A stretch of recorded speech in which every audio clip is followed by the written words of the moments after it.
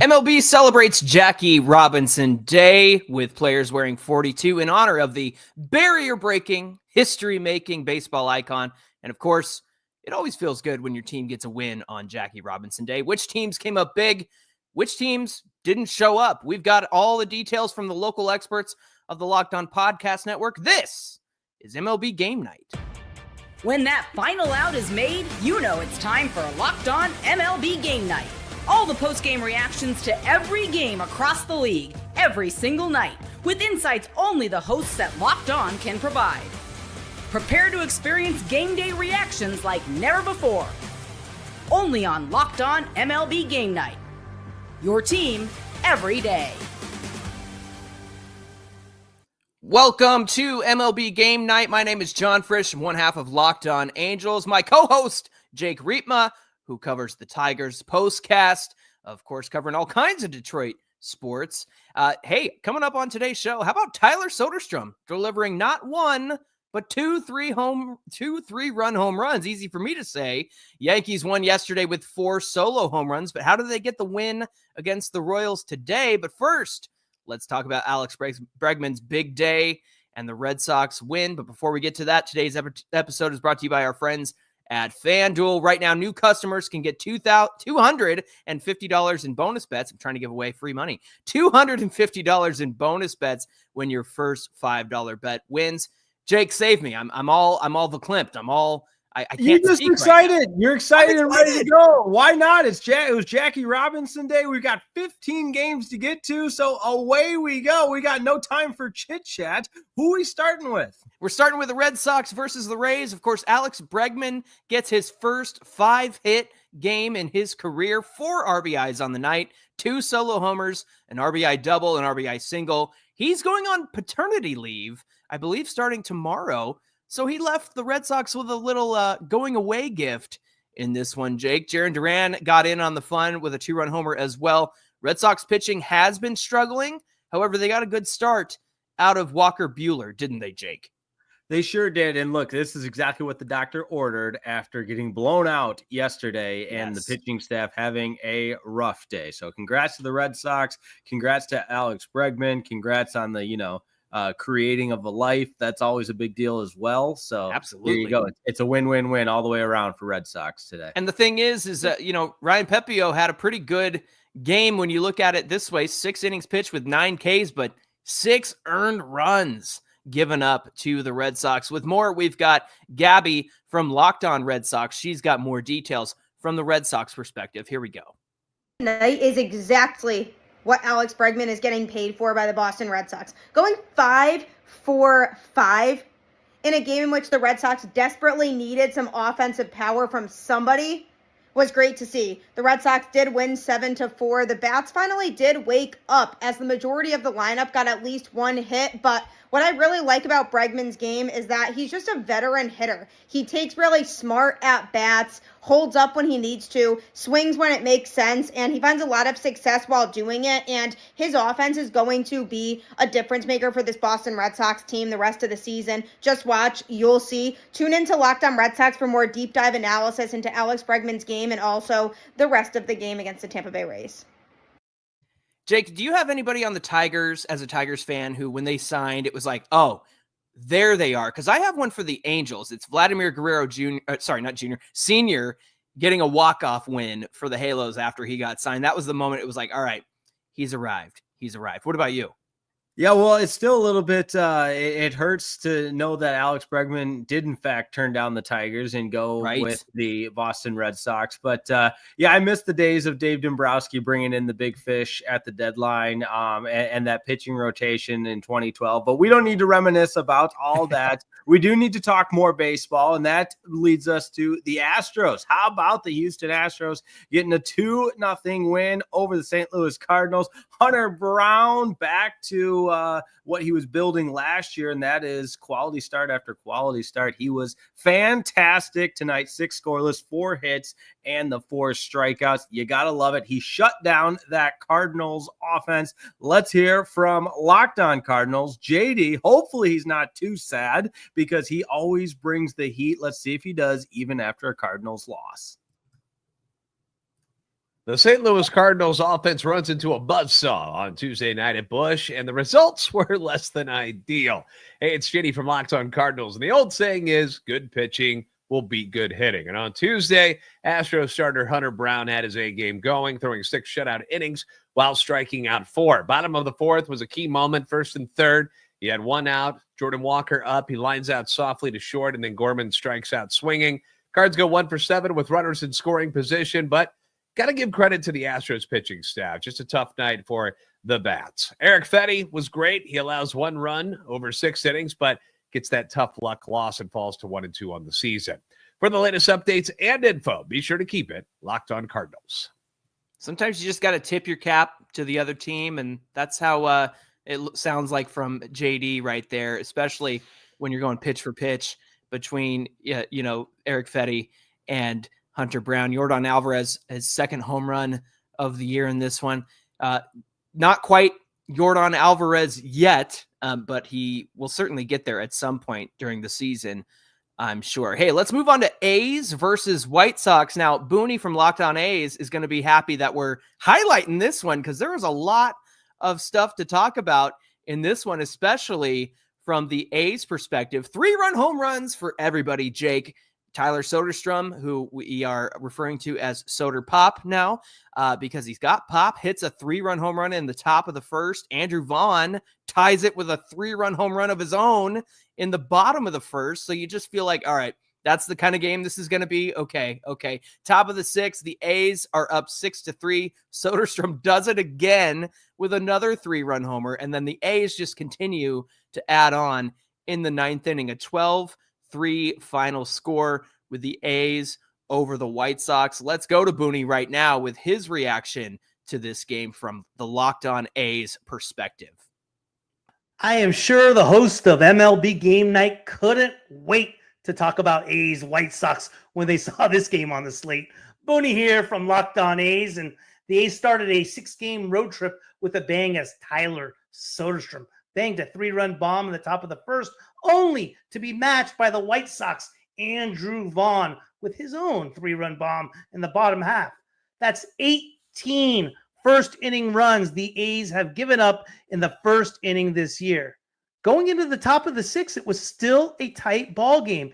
A's were clinging to a 5-3 lead, and with 2 outs and no one on, the A's started a little 2-out rally, culminating in Tyler Soderstrom's 2nd 3-run homer of the game, which was his major league leading 8th home run of the year. Soderstrom was 3 for 5, 3 runs scored, 2 bombs, 6 RBIs. The A's capped off the scoring in the 8th, adding some insurance runs, breaking the game open, making the final score 12-3. Always nice to get a win. Always nice to get Booney. a win indeed, right, Jake? Yeah, No thanks, doubt. Booney. Booney was excited to be on MLB Game Night, and why wouldn't he? I mean, you talk about a get-right team. It's the Chicago White Sox. How about the Detroit Tigers? My Detroit Tigers really struggled. They were no-hit through 5.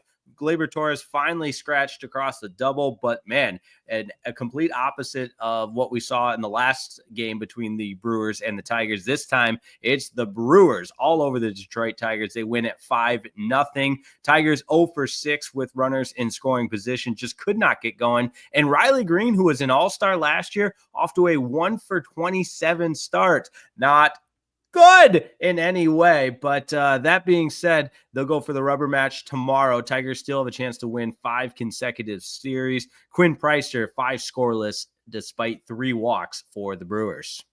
Yeah, let's go to Chuck with Locked On Brewers for more. Here we go. You can't keep those Milwaukee Brewers down very long, can you? They end the 3-game skid here tonight with a 5-0 win over the Detroit Tigers. Quinn Priester making his 2nd Brewer start. They got him in a trade early last week. Pitched well in Colorado last Thursday. Tonight, the only hit he gave up was a leadoff double in the 6th inning, and they got him out of there. Bullpen took over and completes the shutout, and Priester gets his 1st Brewer win, allowing just 1 hit. Rhys Hoskins gets on the board, a home run. Also had 3 hits, legged out an infield single as well. We'll get to all this coming up and talk about Wednesday's finale against the Tigers coming up later on tonight on the next edition of Locked On Brewers. Please subscribe. Look at the flex being at the stadium in the booth. Let's go, Chuck. I love that right there. Hey, we want to thank you for joining us for Locked On MLB Game Night. We've got a whole bunch more to get to, including the Yankees finding a way to take down the Royals in a different way than they did yesterday. We'll get into that coming right up. Hey, today's show is brought to you by our friends at FanDuel. You guys know the NBA playoffs are almost here, and FanDuel is giving new customers an incredible way to get in on all the action. Right now, when you join FanDuel and place your first $5 bet, you'll get $250 in bonus bets if that bet wins. They're making betting super easy, whether it's picking your favorite team or diving into the player props. From three-pointers to steals to assists, FanDuel has so many ways to bet on your favorite player props. Plus, after the game tips off, you can even combine live prop bets into the same game parlay for a chance to win big. Use your NBA knowledge. You guys know what to do. You're probably a lot smarter than I am. So if you have any tips, send them my way. Don't miss out. Head to FanDuel.com and claim your $250 in bonus bets today. John Frisch and my co-host Jake Riepma here with you for Locked On MLB Game Night, taking you all around the league with the local experts of the Locked On Podcast Network. Jake, let's get into Blue Jays versus Braves. It was a 6-3 win over the Blue Jays in this one. Can you take us through what happened in this game? Yeah, well, Jordan Schellenbach for the Braves got roughed up a little bit, which is a surprise because he had been so good, one of the few bright spots for the Atlanta Braves to begin the season. I'm sorry, Spencer Schwellenbach. His brother, Jordan Schwellenbach, actually crazy story from right around where I'm from in Michigan there. That being said, Spencer Schwellenbach got roughed up. He's now 1-1 on the season, and his ERA was 0.45, now up to 2.55. So he was balling before today's game. However, you got to give credit to the Blue Jays. Anthony Santander, 3-run homer in this one, and Alan Roden hit his first career home run for the Jays. Yeah, you love to see that. Kevin Gossman on the other side of things, 2-1 on the season, struck out 6 over 6 innings to win for the first time in 3 starts. For a reaction from the Braves side, we're going to go to Locked On Braves host Jake. Here we go. Well, the Atlanta Braves just can't have nice things this year. They have yet to win back-to-back games as Schwellenbach gives up 5 runs in the 5th inning, and the Braves fall to the Blue Jays on Tuesday. Jake Mastriani here from Locked On Braves, and again, another opportunity for some momentum here to get things going and turn things around after a big win on Monday. Offense looks great. Grant Holmes gets it together. You got Spencer Schwellenbach on the mound Tuesday, who's been brilliant in his first several starts. And then he gives up 5 runs in the 5th inning. Looked like some frustration from him. Had a long at bat against Miles Straw, and the next batter after that, he leaves one right down the middle. 3-2 pitch, really close to Vlad Jr. Could have gone either way. It's called a ball. And then the first pitch to the next batters right down the middle for a home run. And that was basically the game in this one. Schwellenbach's obviously going to bounce back and have some great starts this year, but not the outing that the Braves needed from him. You did get 3 solo home runs from the Braves, which is good to see, but need some more guys on base for that. We'll break down this game more over on the postcast and Locked On Braves. Yeah, tough when you have somebody like Spencer Schwellenbach going out there. You really expect to win every time he comes out, and you're hoping to get back-to-back wins, but the Braves still searching for those back-to-back wins. Let's go to Yankees versus Royals. It was a 4-2 Yankees win. The Royals got out to an early lead thanks to an MJ Melendez solo home run. Bobby Witt Jr. adds on with an RBI double, but the Yankees got to Michael Wacha in the 6th inning. A bases-loaded walk from Austin Wells and a bases-clearing double from Jason Dominguez was all it took. 4 solo shots for the Yanks yesterday did the job, but this time, an Aaron Judge single and 3 2-out walks got the scoring started. That's got to be frustrating if you're a Royals fan, and we're going to head on over to Jack from Locked On Royals to get his perspective on this one. Here we go. Tough one tonight for the Royals at Yankee Stadium as they fall in Game 2 of this series, 4-2, and for a while, it looked like it was trending in a positive direction. You had gotten, 5 solid innings from Michael Wacha. He had a 2-run lead. There weren't any signs that the Yankees were going to get things going off of him, but a fateful 6th inning where you walk one too many batters. Angel Serpa comes in, walks in a run, and then serves up a bases-clearing double to Dominguez. It just ended up being another gut punch on this road trip. And though the start to the season hasn't been abysmal, 8-10 is not an awful record, this road trip has been a bit of an eyesore. And there's still time to pick things up, but this was one that you felt like you let slip away. 2 runs isn't a lot, but with the way Wacha was pitching, with the way the back end of the bullpen had looked, this felt like one you might try to steal. But now you turn to tomorrow and try to avoid the sweep with Chris Bubich on the bump. The main takeaway I would like to see Daniel Lynch in those spots moving forward when you just need one out from a lefty. Serpa was able to do it last year, late in the season and in the postseason, but Daniel Lynch is the best left-hander reliever for this team right now. Would like to see him in that spot moving forward. Good stuff right there from Jack. Jake, take us through Guardians versus Royals and a Guardians win here. Yeah, Guardians topped the Orioles 6-3 in this one. Stephen Kwan had a 2-run homer for Cleveland in the 5th and an RBI in the 6th. Logan Allen at 5 2/3 did not allow a run. And maybe, just maybe, John, Emmanuel Clase is back. I know I can't say anything negative about him or all of Cleveland will come after me again. God forbid I mention the bomb Kerry Carpenter hit off of him, but he does look to be back tonight. He was more of what we're used to seeing from him. And that's a good thing for the Guardians because we've talked about it at length, that Central Division wide open. But I believe I'm sure we've got some reaction to get to from Locked On Guardians. Let's hear what Justin had to say. Care of business, but not working overtime. The Guardians, a 6-3 winner, no extra innings against Baltimore, but they are taking care of business. This is Justin Latta from Locked On Guardians. The Baltimore Orioles have struggled this year, right? They're not playing great baseball right now. They're not hitting. Charlie Morton has struggled. Logan Allen, his best start of the season against a struggling Orioles team. Got to go out there and do the work. Charlie Morton had a high pitch count inning against the Guardians where they had bases loaded, nobody out. Only got 1 run. Thought it would come back to bite them. They were able to add on later in the game. Stephen Kwan had a 2-run home run. The offense kept at it and spread things out. Gave them enough coverage throughout the game in that one. The Guardians get game 1 of this series, which is really important for them. Doing the little things right.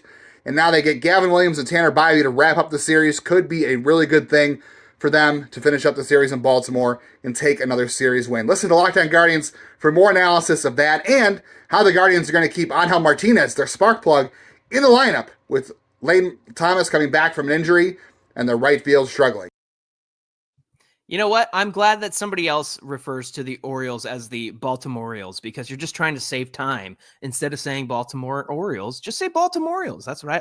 Unless I'm mistaken, but that's something that we like to say on Locked On Angels. And man, I need Emmanuel Clase to be good because he is the closer I took on my fantasy team. So I'm happy to get that save in this game tonight. Giants and Phillies. We got reactions from both Connor and Ben from Locked On Phillies and Locked On Giants respectively, but Justin Verlander took his first official loss of the year, 5 2/3 innings pitched, 8 hits, 4 earnings, 3 walks and 1 strikeout. San Francisco did battle back to make it 3-2 in the top of the 6th, but then the Phillies battled back in the bottom of the 6th, and then Bryce Harper sealed the deal with a 2-run home run in the 7th. That would be all it took. For more, we're going to go to Connor of Locked On Phillies, get his perspective from the winning side of things. Well, the Philadelphia Phillies are finally back in the win column. I'm Connor Thomas, your host of Locked On Phillies, and tonight was kind of a weird game, right? Jesus Luzardo was okay, but he wasn't great. The offense was good, but they were not awesome. They got done what they needed to, and that's how you have to find wins to get out of slumps like the Philadelphia Phillies are in. Bryce Harper, a late home run. JT Realmuto, a quote-unquote home run. Kind of weird with where the fence was, but the Phillies found a way to make the victory happen tonight, and we will take that with the way the team has been playing. Bullpen was solid. You just got to find ways to scrape together wins when you're playing like this, and that's what the Phillies did tonight. Kepler, nice night. Realmuto, nice night. Defense was solid for the Philadelphia Phillies, so Now you have a chance to build on this tomorrow by at least guaranteeing a split of the series with the San Francisco Giants. So we'll see you again tomorrow night at Citizens Bank Park, and we'll talk to you tomorrow on the next episode of Locked On Phillies. One of those situations where, the Giants are playing good ball, so you're going to take a win any way that you can. And so even though Connor didn't sound confident in the win that they had, he said, an odd home run from Real Muto and whatnot. You got to take those wins any way that you can, just like Connor said. Let's go to Locked On Giants and Ben from his perspective on the Giants side of things. Here we go. I think Bob Melvin pushed Justin Verlander just a little bit too far in this one. He sends him back out there, throws over 100 pitches, and gives up a lead in the 6th inning. This is Ben Kespick with the Locked On Giants podcast. It's hard for me to sit here and say that Randy Rodriguez wouldn't have been a better option to just start the 6th inning. But instead, the Giants went into this inning with the lead, and Justin Verlander went back out there. Bob Melvin sends him back out there. To be fair, there was a big misplay in left field by Elliot Ramos in that inning where the Giants lost the lead. It was just a high fly ball that really should have been an out. It was windy and blustery in Philadelphia, but nevertheless, it falls in, and Justin Verlander just stays in, gives up a 2-out hit to a struggling hitter that gave the Phillies a lead that they would not let go of. The Giants did make this a fight, and they gave themselves chances, which they seem to do every night, even when they lose, but really thought that the game hinged on the decision to let Verlander pitch that 6th inning. So we'll break it down tomorrow on Locked On Giants, where it's your team every day. Great stuff there from Ben. Great insight, great perspective. We're going to continue with our look around the league on MLB Game Night. Get you with some rapid fire responses from the hosts of the Locked On Podcast Network. We'll get into that coming right up.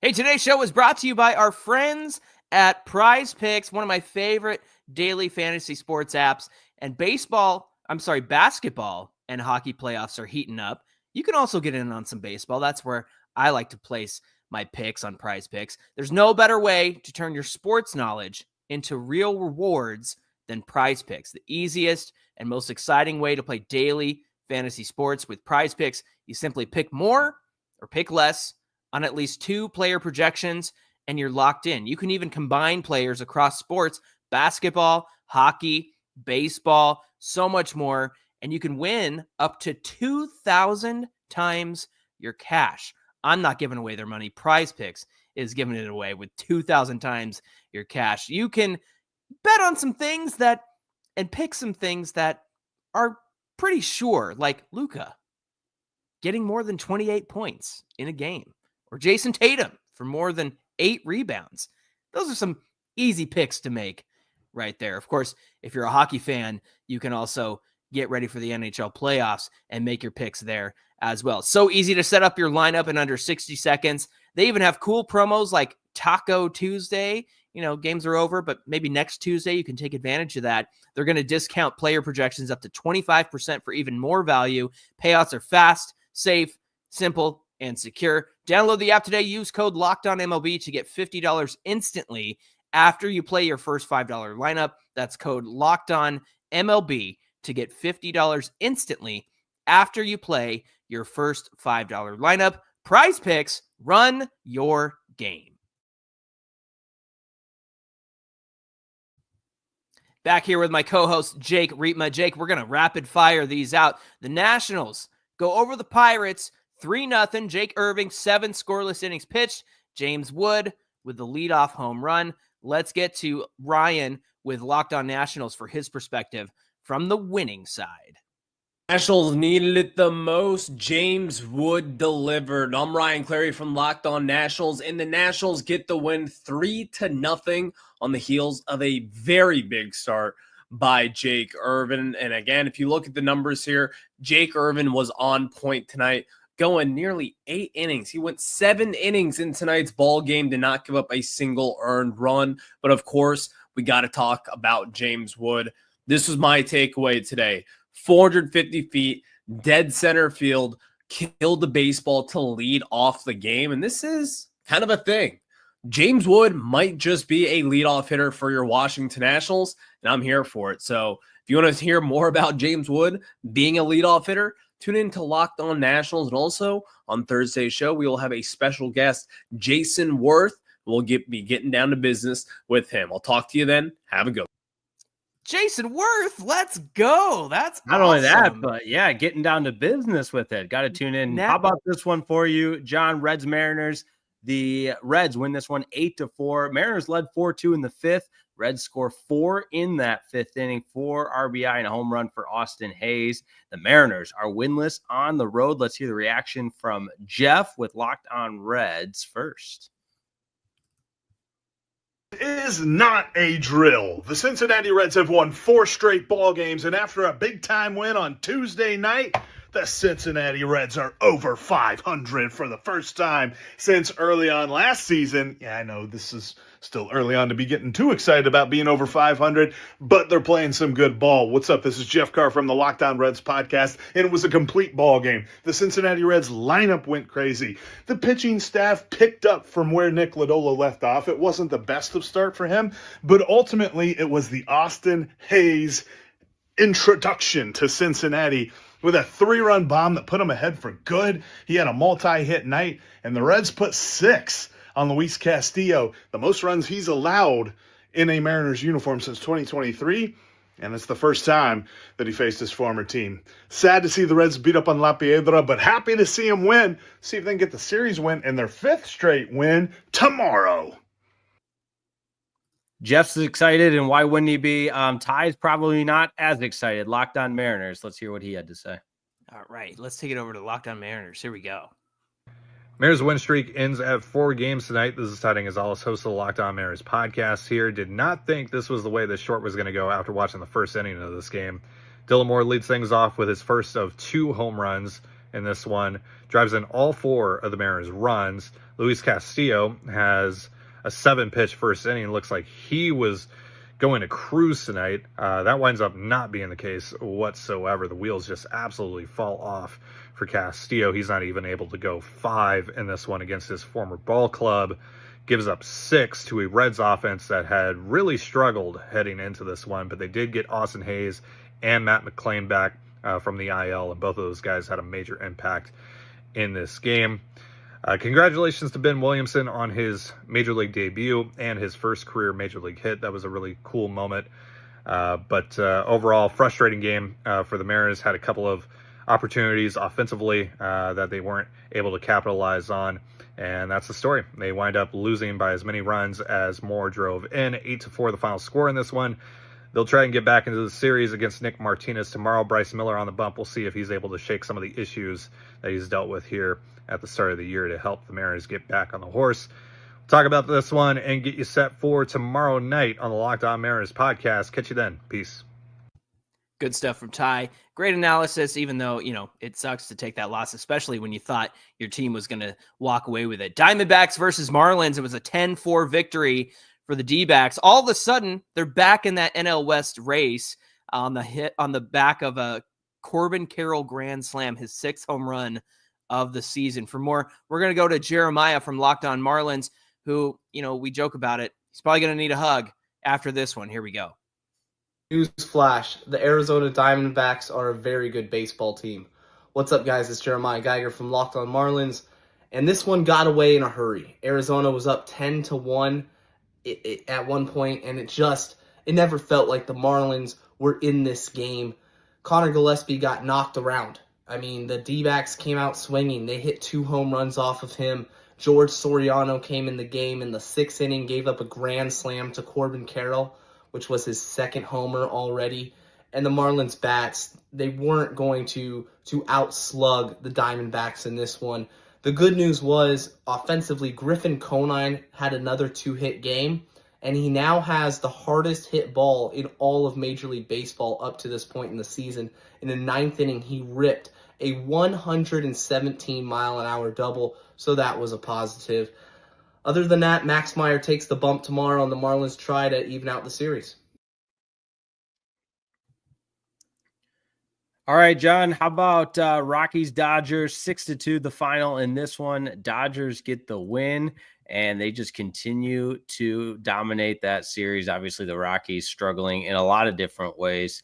Tommy Edman 4 for 5 on the night. This lineup just does not quit. Let's hear from Jeff on Locked On Dodgers. All right, let's take it to Jeff. Here we go. It would have been fun if Shohei Ohtani had come through when he came up with bases loaded and 2 outs. Would have been fun if Landon Knack had gone deeper in the game. But as a Dodger fan, it's kind of nice to be back to the zone where we could be a little bit disappointed in wins. What's up? It's Jeff from Locked On Dodgers. Not disappointed about the win itself, of course, but maybe ideally a few things could have gone a little bit different. Dodgers beat the Rockies 6-2, and they're starting to play better. Again, it's hard to know how much of this is the Rockies are bad at baseball and how much of it is the Dodgers getting together. But the Rockies are who are on the schedule, so we will take the wins. The Padres and Giants both lost. Dodgers actually picked up a game on both of them, which hasn't happened in a while. So division gets a little bit closer. Dodgers in a little bit better shape. One more game with the Rockies. Hopefully finish that sweep and then head off. Try to win the next one too. We'll dig into this more later tonight on Locked On Dodgers, wherever you get podcasts and on YouTube first thing every morning. Look, it doesn't matter if it's the Rockies or the Dodgers are getting it together.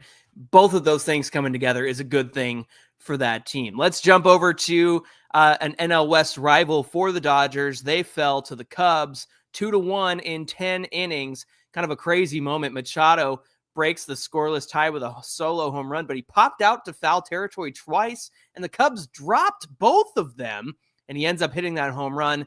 But it was Nico Horner who was able to give the Cubs the win. Let's go to Sam from Locked On Cubs. He's got all the details from the winning side. The Chicago Cubs with a dramatic 2-1 extra inning win against the San Diego Padres on Tuesday night at Petco. I'm Sam Olber from Locked On Cubs. And the bullpen.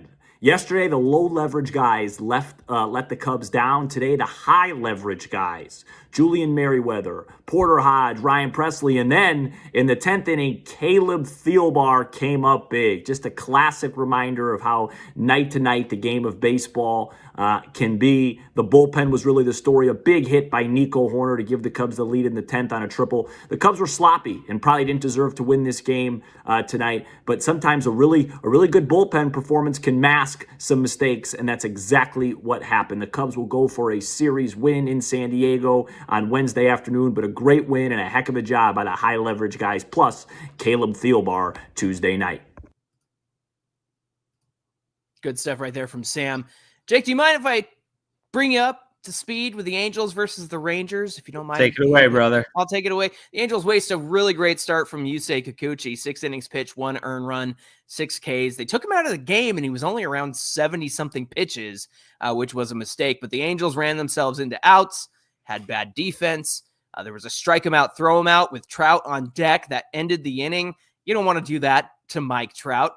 The Rangers had Tyler Mahle going for them. 6 innings pitched, no earnings, 2 walks and 9 strikeouts. He's 3-0 on the season. That puts the Rangers back on top of the AL West, 10-7. Still early, but that was a much-needed win for the Rangers and a game that the Angels probably didn't need to lose, but they got in their own way in this one. Disappointing if you're an Angels fan.